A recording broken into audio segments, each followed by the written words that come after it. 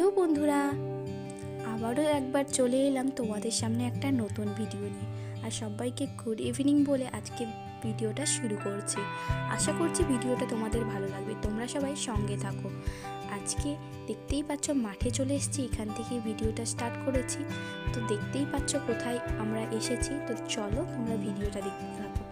তো মল্লিকা এসেছে আমাদের বাড়িতে মেলা দেখতে, আর ওকে নিয়েই চলে এসেছি আমাদের এই মাঠে, এই শালতির মধ্যে।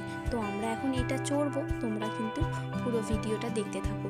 এগুলো চড়তে গিয়ে কিন্তু আমরা দারুণ আনন্দ করেছি।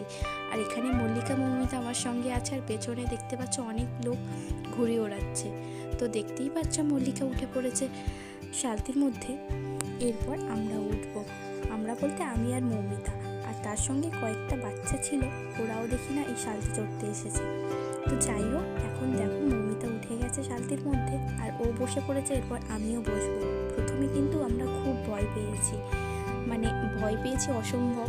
উঠে যা নৌকার মতো দুলছিল না, প্রচণ্ড ভয় পাচ্ছিলাম। তারপরে দেখো ওরা সবাই মিলে এটাকে ঠেলে দিল, আর আমরা কিন্তু বেশি দূর যেতেই পারিনি। ওইখানটায় গিয়ে এত টলমল করছিল না, মানে আমরা ভয়েই ব্যাকে চলে এসেছি। তো এখন আমরা নেমে যাব। তো কেমন লাগলো মল্লিকা শালতি চড়ে? প্রচন্ড ভয় পেয়েছি। আর চড়বে না, আর চড়বো না। তো বন্ধুরা, মল্লিকা আর মৌমিতা তো প্রচণ্ড ভয় পেয়েছে, আর আমিও খুব ভয় পেয়েছি, যার জন্য নেমে গেলাম। আর এখন এই বাচ্চাগুলো বললো আমরা একটু চড়বো, তার জন্য ওরা একটু চড়ছে।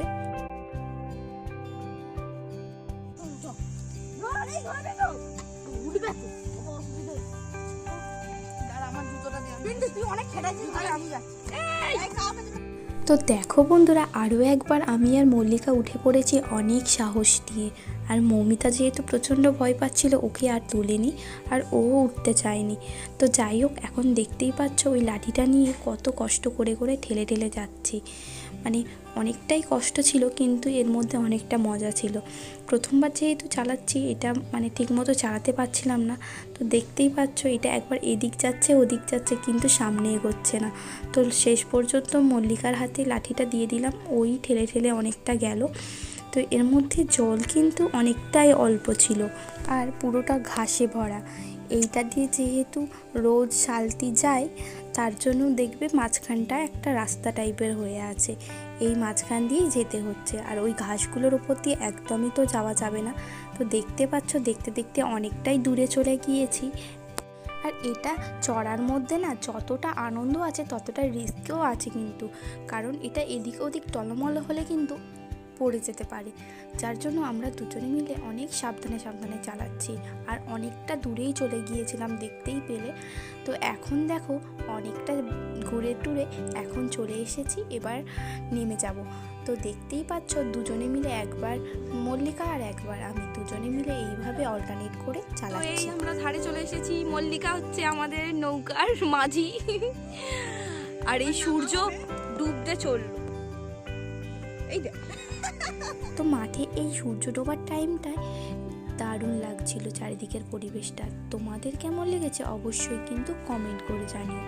যদি ভালো লাগে অবশ্যই কিন্তু একটি লাইক করে দিও। আর এখন দেখো মল্লিকা শালতি থেকে নেমে পড়েছে, ও এটাকে টেনে ধরলো, তারপরে আমি আস্তে আস্তে নেমে পড়লাম। তো পুরো বিষয়টা কিন্তু দারুণ লাগলো। আর যেতে যেতে দেখো এই ছোট্ট বাছুরটা কত সুন্দর লাগছে, এটা মাত্র 2-3 দিন বয়স হবে। তো দেখো একে একটু আদর করে নিয়ে আবার দেখো আমরা বাড়ি চলে যাচ্ছি।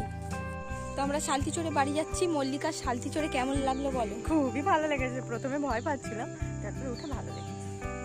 আমরা তো দুজনেই চললাম, তো দারুণ ছিল এক্সপিরিয়েন্স। প্রথমবার চালানো আর চড়ার মজাটাই আলাদা। তো বন্ধুরা, আমাদের এখন ঘোরা কমপ্লিট, আমরা যাচ্ছি বাড়িতে। তো বন্ধুরা, এরকম দৃশ্য কিন্তু গ্রাম ছাড়া কোথাওই দেখা যায় না। তো তোমাদের কেমন লাগলো অবশ্যই কিন্তু কমেন্ট করো। আজকের মতো টাটা।